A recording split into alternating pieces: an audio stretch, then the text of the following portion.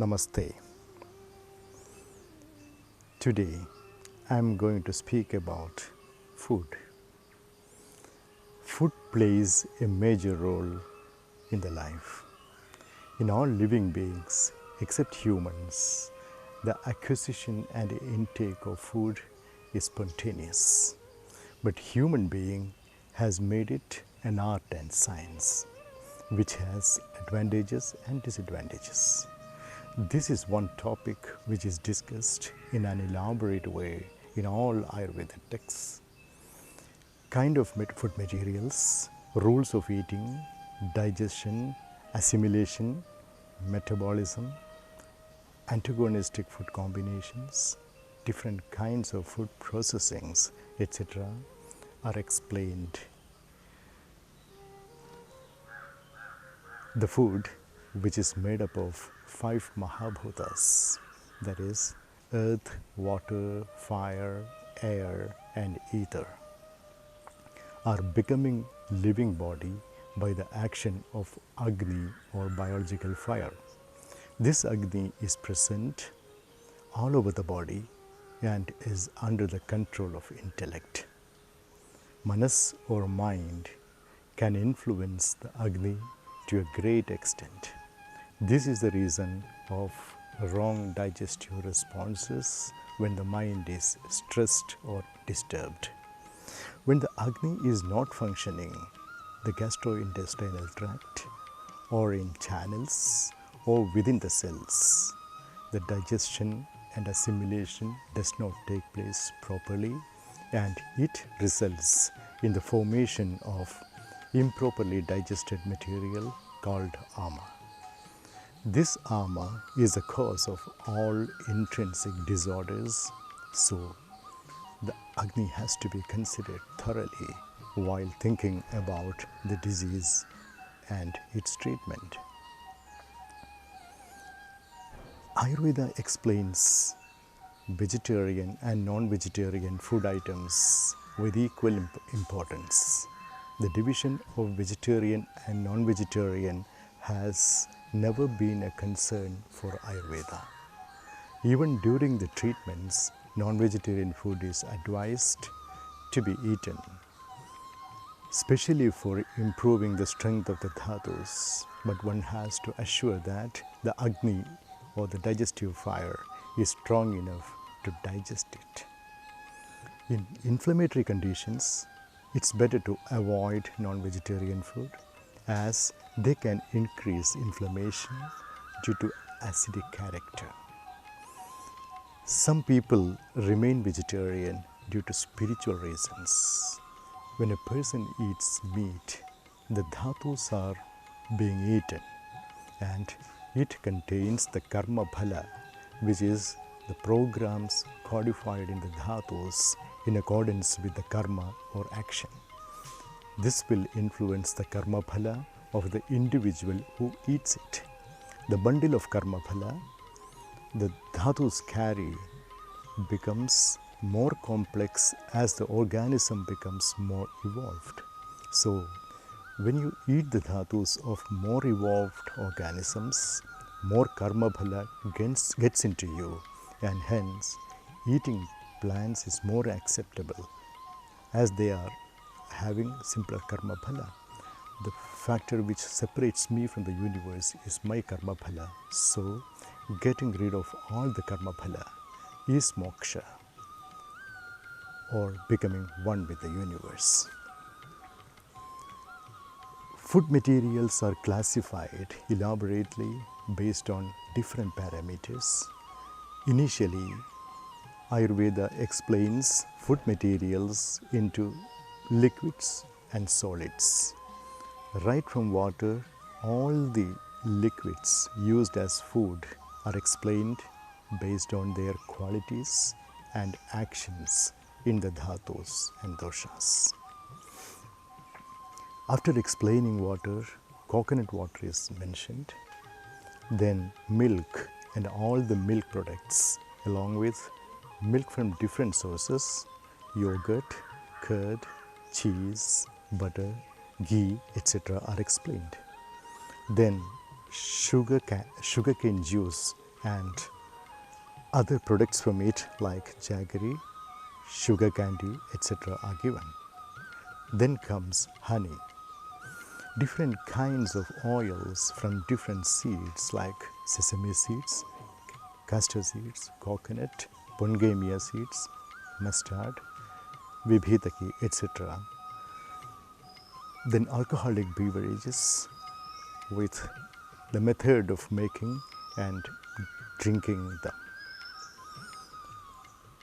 Properties of vinegar prepared by acidic fermentation, properties of various types of urines, etc. are explained in detail. Solid food materials are explained with their nature, taste, properties, potency, metabolic end effect, specific pharmacological action, etc. Various solid food items are classified into 7 types. They are Shukadhanya, which is cereals like rice, wheat, barley, maize, oats, millets, etc. Then second one is Shimbi Dhanya, which are pulses like black gram, green gram, horse gram, Bengal gram, chickpeas, etc. The third category is Pakwana, which is cooked food like rice soup with different consistencies. Cooked rice, soup from different pulses and meat, etc. Puffed rice, flattened rice are coming in this category. The fourth grouping is Mamsa, meat from all kinds of animals, birds, fishes and other seafood.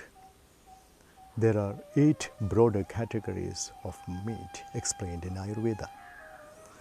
Chicken is included in the Vishkira category. Cow or bull and goat, etc. are included in the Prasaha category. Buffalo, pig, etc. are in the Mahamrga category. Apart from this, all the animals are explained as food materials. Out of this, mutton or goat's meat is considered to be very identical with human flesh and is the best for human consumption, but sheep's are not so. Fifth category is Shakavarga. Vegetables like snake gourd, bitter gourd, brinjal, cabbage, etc. are mentioned. All leafy vegetables are also included in this category. Sixth grouping is Phalavarga, or all the fruits are included in this like ashgourd, pumpkin, cucumber, coconut, grapes, dates, oranges, bananas, etc. The seventh category is Aushadhavarga, which includes most of the commonly used medicinal plants. Some of them are used as food also, like moringa, punarnava, etc. Salt is also explained in this category. After explaining the food materials, food poisoning and the method of identifying the poison and its treatment are mentioned. Then, incompatible food and food practices are explained, which becomes toxic in the body. This gives rise to chronic illnesses. I can give you a few examples of incompatible food. Fish and milk should not be taken together. Fruits, especially sour fruits, mixed with milk are not good. Chicken and curds should not be taken together. Honey and ghee should not be taken in equal quantity. One should not drink plain water after taking the mixture of honey and ghee. One should not heat the honey and curd. Anything which is provoking the doshas and does not expel them out of the body are known as viruddha or incompatible food. Panchakarma should be done to purify the body. Even if the food is incompatible, if it's taken in small quantity or if it is habituated, or the person who does exercises regularly, having good strength of agni and general health, will not harm the body so much. Unwholesome food practices should be tapered gradually, and wholesome practices should be adopted systematically. One should eat recommended food after excreting feces and urine. When mind is clear, all the doshas are brought to normalcy. When the burp is clear with air without any smell, when there is hunger, when all the senses working clearly, body is light, this is the time to eat, not looking at the watch. Then quantity of the food. If you can divide the capacity of your stomach, half of the stomach should be filled with solids, 1/4 with water, and the remaining quarter should be left free for the movement. It's not only the quantity of the food which is important.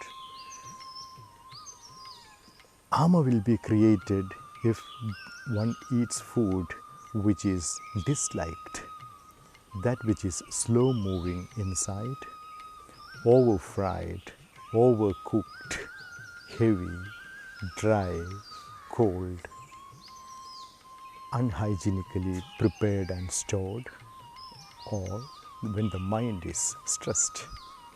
There are certain wrong diet practices which should be avoided, which will cause diseases.